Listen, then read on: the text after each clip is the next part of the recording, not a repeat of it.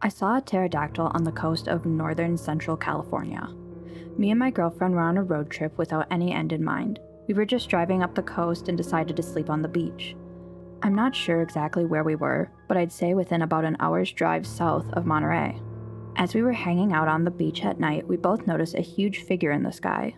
Slowly, as it gets nearer, I realized that this thing was no bird. I have seen hawks, golden eagles, owls, vultures, condors. None of them looked like this. It also didn't fly like a bird. It flapped what appeared to be leathery wings, very slowly. I swear my first thought was that I was seeing a dragon.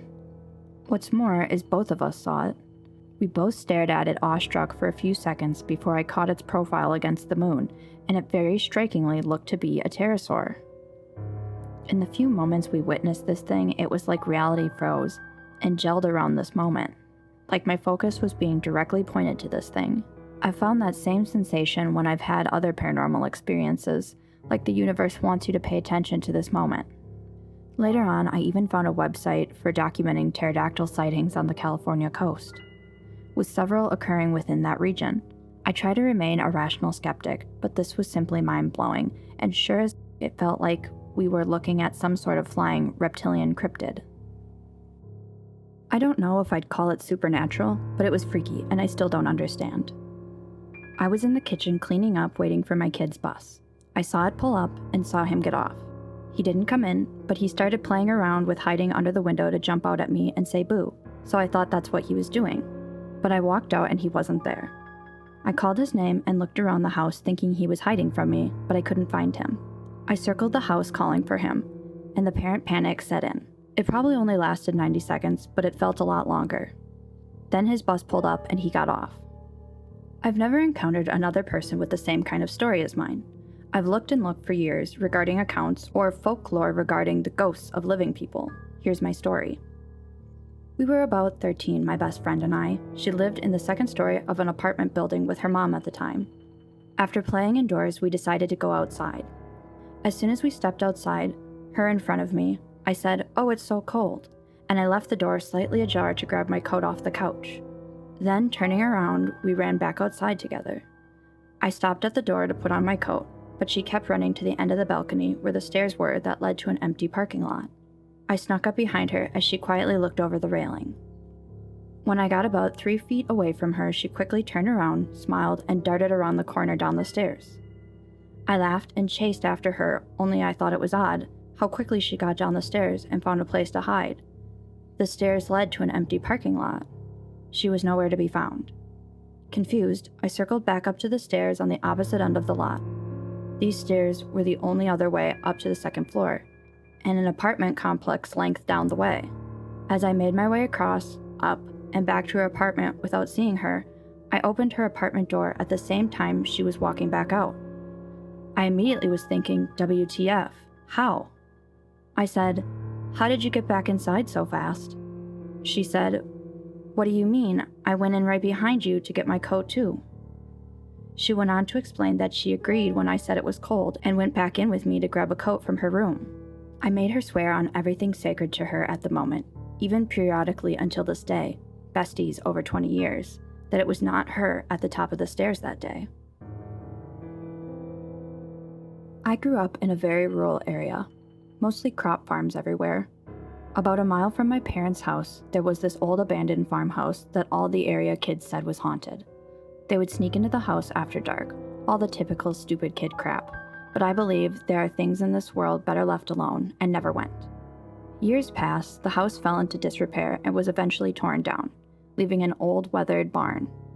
Well, I make a little side money selling photos of abandoned places, so I wanted to take a picture of the barn. I parked on the road and was walking up the drive. I made it about 10 feet before I could just not walk any farther.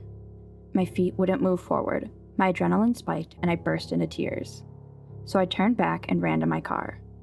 I didn't feel safe until I got past a nearby creek you have to cross to get there. I let it go, but a few months later we had to drive past the property after having Christmas dinner with my parents, and there was a creature standing in the drive. It reminded me of the faun from Pan's Labyrinth, just super tall with a wide head and horns or antlers, but the eyes were more on the side of the head.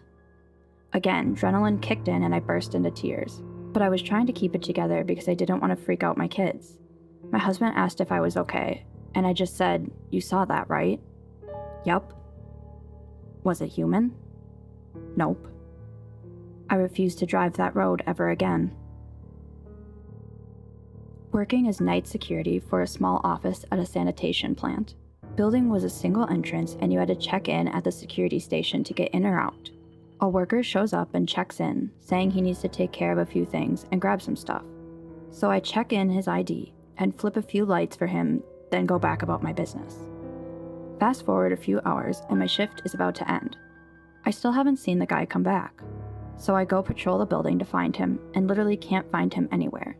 He's not in any of the areas I turned lights on for him. No other lights are on, and he's not in any other rooms. I stop by security to see if we just missed each other and he's trying to leave, but nobody is there. I do a second patrol and still no signs. At this point, I went to check cameras to see where he went, but he's not on a single camera except the one covering the entrance and security station. He turns down a hall and never shows up on the next camera down said hall. At this point, I logged it as an incident and GTFO right as the relief shift showed up. Next day, my boss calls me and says that worker had been on vacation out of state for several days and wouldn't return for several more.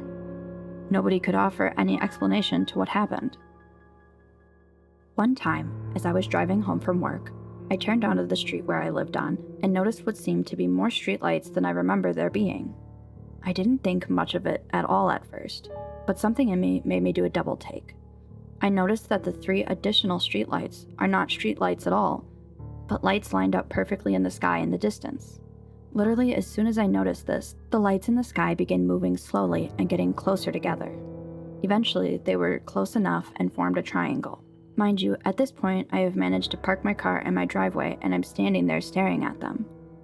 My parents, who are fairly religious, tend not to believe in aliens, UFOs, or anything of the sort.